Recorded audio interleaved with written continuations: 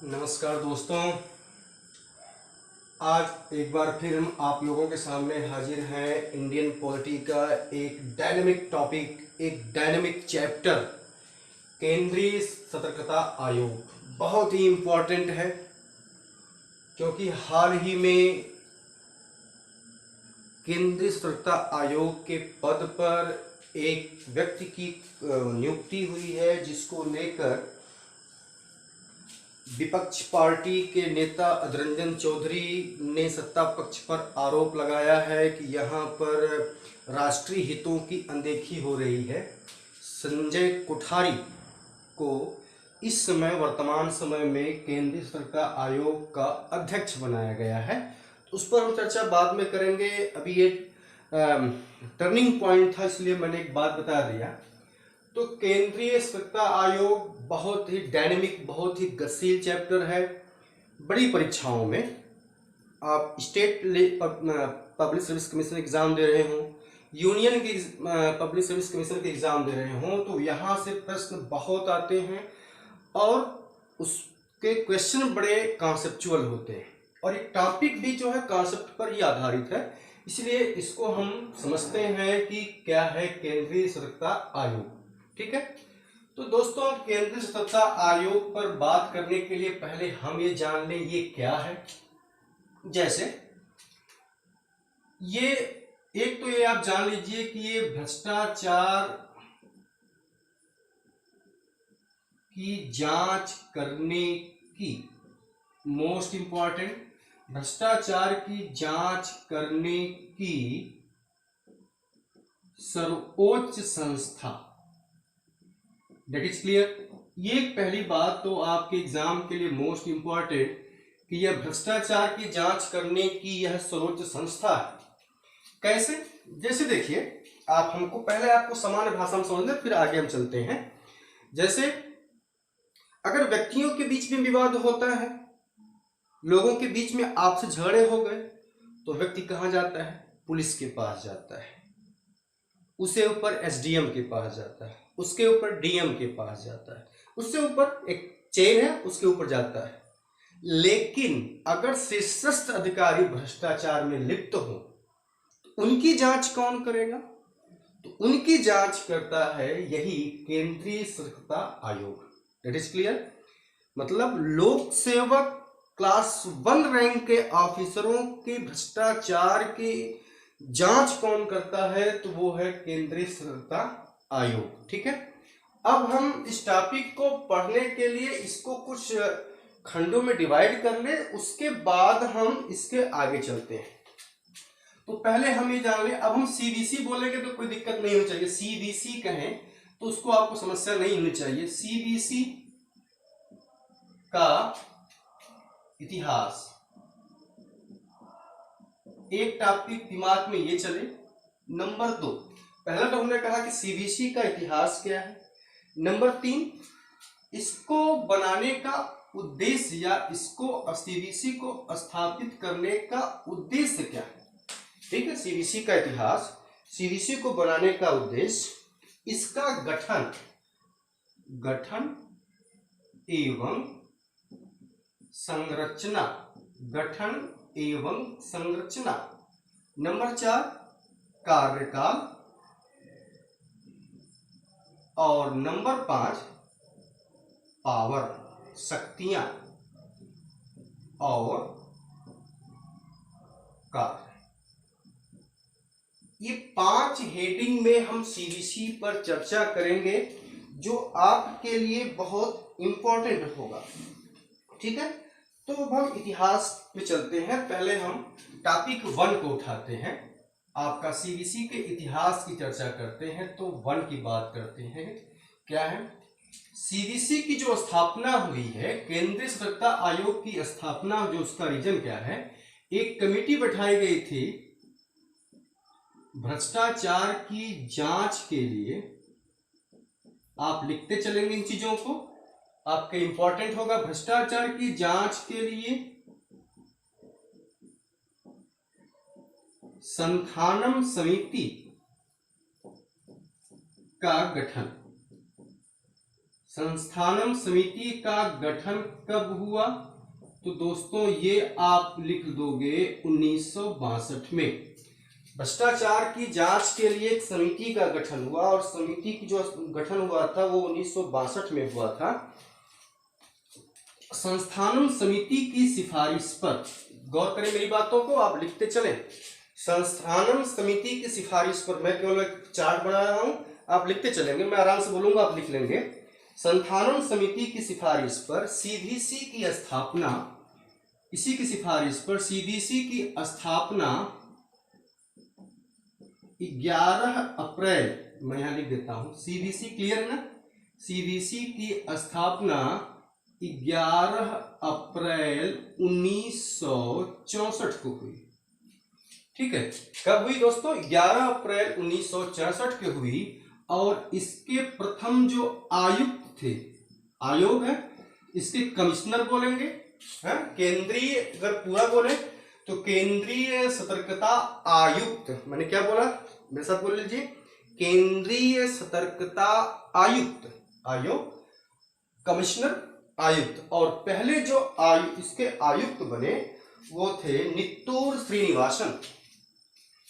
जो पहले आयुक्त बने, हम यहां लिख देते हैं, पहले जो सीबीसी के आयुक्त बने उनका नाम था नित्तूर श्रीनिवासन। याद रखें दोस्तों, आपके इंपॉर्टेंट है नित्तूर श्रीनिवासन। पहला टॉपिक क्या है, मैंने कहा कि हम इन 5 खंडों में हम सीबीसी को पढ़ेंगे। गौर करें कि इंडियन पॉलिटी में केवल हम कॉन्स्टिट्यूशन ही नहीं पढ़ना है, हमको केवल आर्टिकल ही नहीं पढ़ने, उसके अलावा भारतीय राज्य व्यवस्था से में जो संबंधित आयोग हैं उनको भी पढ़ना है।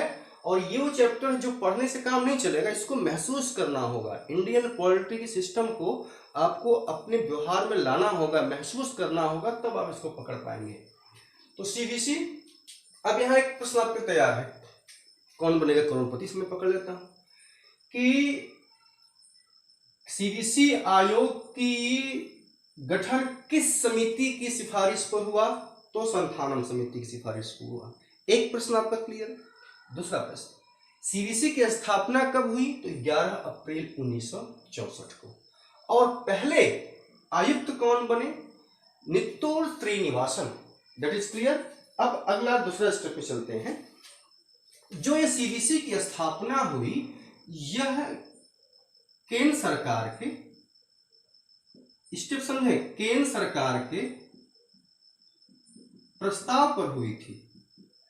केंद्र सरकार के प्रस्ताव पर इस सीबीसी की स्थापना हुई थी। मतलब एक कार्यपालिका के द्वारा इस सीबीसी की आपकी जो स्थापना हुई थी। और उस समय जब स्थापना हुई थी तो उस समय सीबीसी एक कार्यकारी संस्था थी। केवल सीबीसी एक कार्यकारी संस्था। यहां तक बात क्लियर। तो फर्स्ट स्टेप ये हो गया। सेकंड स्टेप चलते हैं। 1997 में बोहरा समिति और गिरी समिति ने इसमें कुछ सुधार किया। गिरी समिति ने इसमें कुछ सुझाव बताए। वो क्या है जिसको बाद में लागू किया गया। कुछ सुझाव बताए क्या? 1997 में ओहरा समिति ने। और इसमें क्या था? इसमें था फर्स्ट कंडीशन ये रखा गया कि सीबीआई को,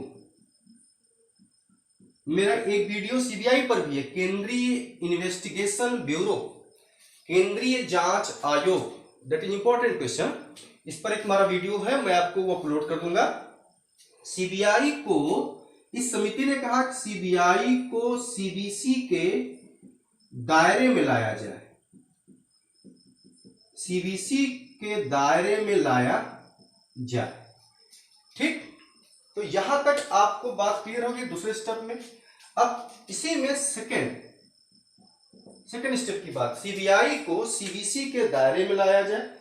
देखिए इसमें हुआ क्या कि जो सीबीआई है, समझ लें, सीबीआई के दो सरकार है, दो सरकारों के अधीन काम करती है। एक तो यह केंद्र सरकार के अधीन है, दूसरा सीवीसी के अधीन है।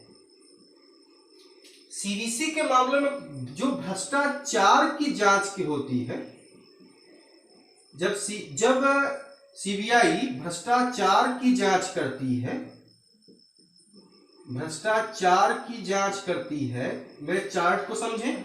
जब सीबीआई भ्रष्टाचार की इन्वेस्टिगेशन करती है तो उस पर नियंत्रण उस समय किसका होता है? सीवीसी का होता है। बाकी अन्य मामलों में जैसे आतंकवाद, उग्रवाद, इन मामलों में सीबीआई पर किसका नियंत्रण होता है? केंद्र सरकार का होता है। तो मेरी बात को ध्यान सुने, मैंने क्या कहा दोस्तों? पहला तो भ्रष्टाचार की जांच के लिए संथानम समिति का गठन 1962 में हुआ। स्थापना कब हुई? 11 अप्रैल 1964 के हुई। और पहले आयुक्त बने जो Nittur Srinivasan, that is most important, Nittur Srinivasan, ये इंपॉर्टेंट है, नित्तूर श्रीनिवासन, ये आप ध्यान दें, ठीक। तब ये केवल एक कार्यकारी संस्था थी। 97 में बोहरा समिति और गिरी समिति ने कुछ सुझाव दिया और सुझाव के आधार पर इसका जो इसमें ये कहा गया कि सीवीसी और को जो है भ्रष्टाचार की जांच, सीबीआई को सीवीसी के अधीन लाया जाए, ठीक है। तो हम अब ये सीवीसी सीबीआई ये क्या है, इसको थोड़ा सा मैं और डिफाइन कर देता हूं दोस्तों। हमारे यहाँ जो जांच एजेंसियां हैं वह 3 हैं। एक है भ्रष्टाचार की जांच की, तो भ्रष्टाचार के जांच में आ जाती है सीवीसी, भ्रष्टाचार के जांच के लिए, ठीक है। एक एजेंसी है CBI NIA, CBI NIA, CBI और एनआईए ये भी जांच एजेंसियां हैं, ये जांच एजेंसी है। ये क्या है? ये रिश्वतखोरी,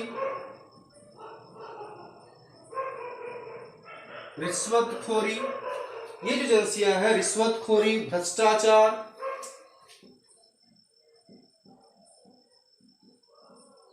अपराध का मामला, ठीक। इसके अलावा जो गुप्तचर एजेंसी है, गुप्तचर जो एजेंसी है उसमें देखिए रा, रिसर्च एंड एनालिसिस विंग, और दूसरा आईपी, इंटेलिजेंस ब्यूरो। तो ये गुप्तचर एजेंसियां हो गई, ये भी जांच एजेंसी है, ये भ्रष्टाचार की जांच एजेंसी है। तो आपसे पूछे कि भ्रष्टाचार की जांच करने की सर्वोच्च संस्था कौन सी है, आपके एग्जाम में प्रश्न आ जाए कि भ्रष्टाचार के जांच की सर्वोच्च संस्था कौन सी है, तो आप लगा दे दोस्तों सीवीसी, केंद्रीय विजिलेंस कमीशन, ठीक है। ये आपके लिए इंपॉर्टेंट होगा, सीबीआई नहीं, सीवीसी है, ठीक है। अब हम इसके जो सीवीसी का इतिहास है इसको एक चार्ट के माध्यम से आपको बताने का प्रयास करता हूं। इसकी स्थापना किस तरीके से यह कई चरण में आगे बढ़ा, ये देखिए चार्ट आप बनाते चलिए। आप ये जानते हैं कि 1964 में सीवीसी की स्थापना हुई। तब यह जो थी सीवीसी, यह गृह मंत्रालय के अधीन थी। जब इसकी स्थापना हुई दोस्तों तो यह गृह मंत्रालय के अधीन थी, ठीक है। पहला स्टेप, ये पहला स्टेप। सेकेंड स्टेप की बात करते हैं प्यारे बच्चों। दोस्तों सेकेंड स्टेप में जो होता है उसमें सीबीआई को, सेकेंड स्टेप में ये जो सीबीआई थी इसको सीवीसी के अधीन लाया गया। सीबीआई को, बात ध्यान सुने, सीबीआई को सीवीसी के अधीन लाया गया और अधीन जो लाया गया वो समिति कौन सी थी, किस समिति की सिफारिश पर, तो ओहरा समिति, कामा गिरी समिति की सिफारिश पर। 2 स्टेप। तीसरे स्टेप में चलते हैं दोस्तों। तीसरा स्टेप क्या कहता है, जब आगे और हुआ, एक मामला आया 1957 में, जो मामला था विनीत नारायण केस। इसमें एक जैन, सत्येंद्र जैन था, एक जो हवाला कार्यवाही था, सत्येंद्र जैन एक जो हवाला कारोबारी था, उसकी एक डायरी मिली। उस डायरी में ये लिखा गया कि लगभग 65 करोड़ रुपए जो है पार्टी के चंदा के रूप में एल.के. आडवाणी और शरद यादव को दिया गया, जो बड़ा हाई प्रोफाइल मामला था, जिसमें सीबीआई हाई प्रोफाइल मामला होने के कारण सफलता प्राप्त नहीं कर सकी और ये सीबीआई के ऊपर दाग है। तो ये देखिए हवाला मामला था, ये हवाला व्यापारी था। तो इस मामले के बाद सीबीसी को सांविधिक मतलब संसद के द्वारा बनाया गया अधिनियम, सांविधिक दर्जा दिया गया। अब सांविधिक क्या होता है, 2 चीजों को समझे, सांविधिक, संवैधानिक और परामर्शी, इन 3 चीजों को समझें। पहले हम संवैधानिक को समझा देते हैं। संवैधानिक वो है जिसका वर्णन किसी भाग में, किसी आर्टिकल में हुआ है, तो वो क्या हो गया संवैधानिक। जैसे आपका अनुच्छेद है 326, जो है मतदान का अधिकार है आपका। अब प्रश्न पूछा जाता है कि मतदान का अधिकार क्या है, सांविधिक अधिकार है, संवैधानिक अधिकार है, मूल अधिकार है। गौर करें, प्रश्न हो गया कि मतदान का अधिकार क्या है आपका, संवैधानिक अधिकार है या सांविधिक अधिकार है या फिर मूल अधिकार है। तो न तो वो सांविधिक है, ना ही मूल अधिकार, क्योंकि वो राइट टू फंडामेंटल राइट्स में कहीं भी किसी भी आर्टिकल के थ्रू मतदान की उम्र को डिफाइन नहीं किया गया। तो ये संवैधानिक आपका जो मतदान का अधिकार है, राइट टू वोट है, वह ओनली आपका मतदान का अधिकार है, मूल अधिकार नहीं है। संवैधानिक क्या हो गया, वह जिसको संसद द्वारा कानून बनाकर स्थापित किया गया, संसद के द्वारा कानून बनाकर स्थापित किया गया, तो सांविधिक हो गया। ठीक है, तो आपका जो सीबीसी है वो क्या है, सांविधिक है। परामर्शी क्या है, जिसको संसद के द्वारा कानून बनाकर स्थापित नहीं किया गया, वो क्या हो गया, परामर्शी हो गया। जैसे इसमें आपका नीति आयोग जो पहले योजना आयोग हुआ करता था, एनडीसी, राष्ट्रीय विकास परिषद, तो ये क्या होगा, ये परामर्शी आयोग हैं, जिनका वर्णन संविधान में वो संवैधानिक हैं, और जिनको संसद के द्वारा बनाया गया वो क्या हो गए, संविधिक हो गए, स्टैट्यूटरी हो गए। तो सीबीसी को सांविधिक दर्जा दे दिया गया। और चौथे स्टेप में हम चलते हैं कि 2004 में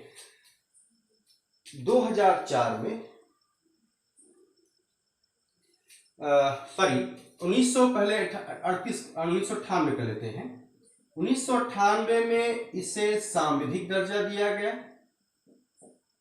और फाइनली 2003 में सीबीसी संसद के कानून के द्वारा, संसद के कानून पास होने पर आपका यह पूर्णतया एक सांविधिक आयोग हो गया। तो 2003 में ये आपके लिए इंपॉर्टेंट हो गया। स्टेप यहां से स्टार्ट होता है और यहां आकर के खत्म होता है।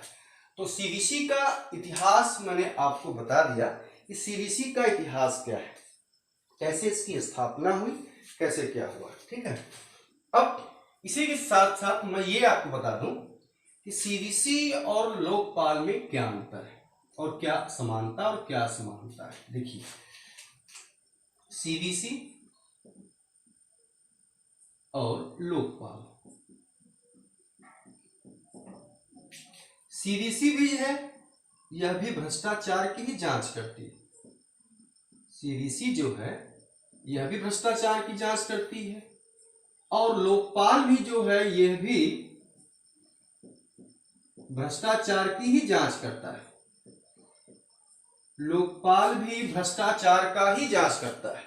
ठीक है, आगे नंबर 2, सीवीसी भी एक सांविधिक इकाई है, सांविधिक निकाय है, और लोकपाल भी एक सांविधिक निकाय है। लोकपाल भी एक सांविधिक निकाय है। तीसरे बात पे चलते हैं, नंबर 3 पे। इसकी स्थापना जो है 2003 में हुई, स्थापना, और इसकी स्थापना 2013 में हुई। अब दोनों को मैं कंपेरिजन कर दिया, आपके एग्जाम में आप दोनों इंपॉर्टेंट पकड़ लीजिए। सीवीसी क्या करती है, यहां असमानता पकड़िए, यह लोक सेवकों, मतलब जो क्लास 1 रैंक के अधिकारी हैं, लोक सेवकों, ब्यूरोक्रेट्स के भ्रष्टाचार की जांच करती है। और लोकपाल जो है, जो लोकायुक्त होता है, वह किसकी जांच करता है, वह मंत्रियों के भ्रष्टाचार की जांच करता है। ठीक है, तो मैंने सीबीआई के हिस्ट्री में सीबीआई की स्थापना और सीबीआई के लोकपाल और सीबीआई लोकपाल और सीवीसी मैंने आपको अंतर बता दिया। बहुत डायनेमिक टॉपिक है, बहुत इंपॉर्टेंट टॉपिक है, इसको आप लिखते चलेंगे। अगर लिखेंगे नहीं तो ये आपको कॉन्सेप्ट भूल जाएगा। ठीक है, आगे चलते हैं दोस्तों। अब इसकी जो है उद्देश्य, दूसरा हेडिंग हो जाएगा, उद्देश्य पर चर्चा करते हैं। अभी तक हमने पढ़ लिया, एक बार रिकॉल कर लीजिए कि सीवीसी भ्रष्टाचार के जांच करने की एक सर्वोच्च संस्था, 64 में इसकी स्थापना हुई, 11 अप्रैल 1964 को स्थापना हुई। नित्तूर श्रीनिवासन पहले आयुक्त बने। किस समिति की रिपोर्ट पर, तो संथानम समिति की रिपोर्ट पर। पहले यह गृह मंत्रालय के अधीन थी, इसका डेवलपमेंट होता गया और 2003 में आकर इसको सांविधिक दर्जा दे दिया गया। अब उद्देश्य की बात करते हैं। उद्देश्य क्या है, सीवीसी का उद्देश्य क्या है, सेकंड हमारी हेडिंग दोस्तों यही है। तो सेकंड हेडिंग में जो इस क्या बोलते हैं, उद्देश्य इसका है, यह नंबर 1, केंद्र सरकार के अधीन अधिकारियों की जांच कराती है। अब भाई जरा इसको मैं और डिफाइन कर दूं, जो केंद्र सरकार के अधीन, तो केंद्र सरकार के अधीन में आपकी यूपीएससी आती है। यूपीएससी मतलब यूनियन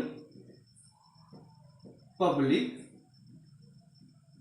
सर्विस कमीशन, यही दोस्तों वास्ता है, यूनियन पब्लिक सर्विस कमीशन, जिसको आप कहते हो हिंदी में संघ लोक सेवा आयोग, यही ना, संघ लोक सेवा आयोग, यूनियन पब्लिक सर्विस कमीशन, जिसमें आप हम बात करते हैं संघ लोक सेवा आयोग।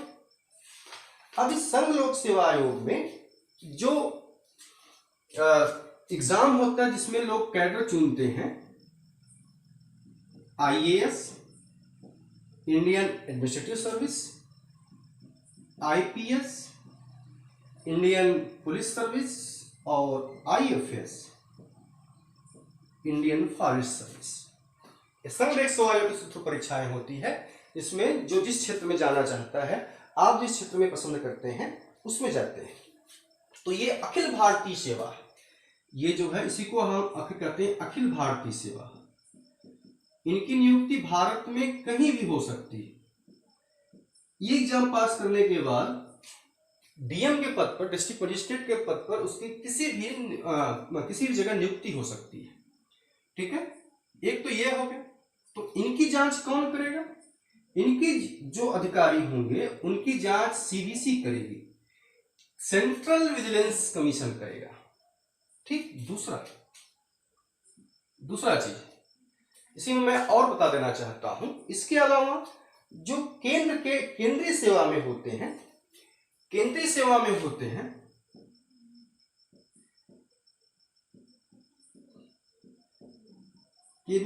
के अधिकारियों की जांच कौन कराता है? तो सीवीसी कराती है। यहां पर मैं चीज और बता देना चाहता हूं कि जो आपका स्टेट पब्लिक सर्विस कमीशन है,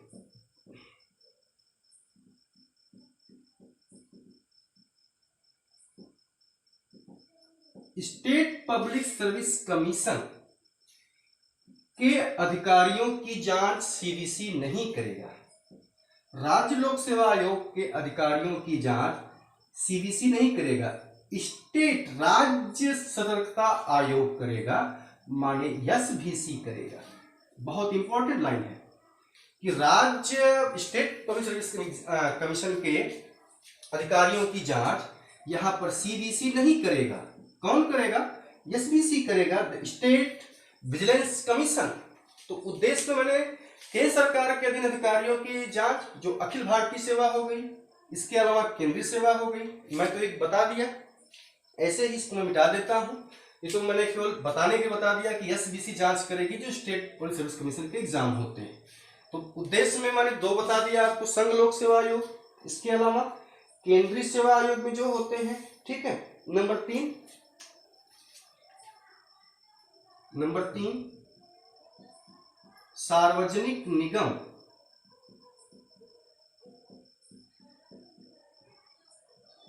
की जांच के सुझाव देता है। नंबर 4 सार्वजनिक कंपनी, सार्वजनिक निगम, सार्वजनिक कंपनी और भारत सरकार के अधीन, जो भारत सरकार के अधीन सोसाइटी, भारत सरकार के अधीन सोसाइटी, भारत सरकार के अधीन सोसाइटी एवं स्थानीय निकाय।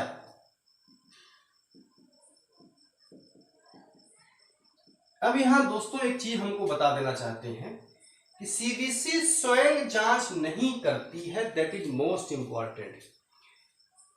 प्रश्न लाख का है, सीवीसी स्वयं जांच नहीं करती है, बल्कि यह सीवीसी जो है जांच करवाती है। तो हमने दोस्तों सीवीसी का इतिहास पढ़ लिया, सीवीसी और लोकपाल में अंतर क्या है वो जान लिया, इसका हमने उद्देश्य पढ़ लिया। कल हम चर्चा करेंगे इसके गठन एवं संरचना पर, इसका कार्यकाल, दैट इज मोस्ट इंपॉर्टेंट, क्योंकि अक्सर आप सुनते हैं कार्यकाल या तो 5 वर्ष है या तो 6 वर्ष है। जैसे कैग का कार्यकाल 6 वर्ष, ठीक है, अन्य चीजों में आप कार्यकाल देखोगे 5 वर्ष, लेकिन यहां पर सीवीसी का जो कार्यकाल हो जाता है वो बड़ा मजेदार है और वो है 4 वर्ष। इसीलिए एग्जाम में आपके बड़ा इंपॉर्टेंट हो जाता है। ठीक है, तो कल हमारी क्लास होगी इसके गठन पर। एक मेन आयुक्त होता है और अन्य 2 आयुक्त होते हैं। कैसे इनकी नियुक्ति होती है, कौन इनकी नियुक्ति करता है, उस नियुक्ति के लिए कौन सी समिति बनाई जाती है, बहुत इंपॉर्टेंट होगा। नंबर 2 कार्यकाल पकड़ेंगे और नंबर 3 इसकी शक्तियां क्या है और इसका फंक्शन क्या है, पावर एंड फंक्शन। तो ये 3 टॉपिक पर कल चर्चा होगी, जो कि काफी इंपॉर्टेंट होगी। इसलिए सीवीसी को पढ़ने के लिए आपको हमारी अगली वीडियो देखनी पड़ेगी। और आप ये चाहते हैं कि हमारी वीडियो आपको सबसे पहले मिले, तो आप कृपया हमारे चैनल को लाइक, सब्सक्राइब और शेयर करें। हमारा चैनल है unique academy Indian polity. Thank you. आज के लिए बस इतना ही।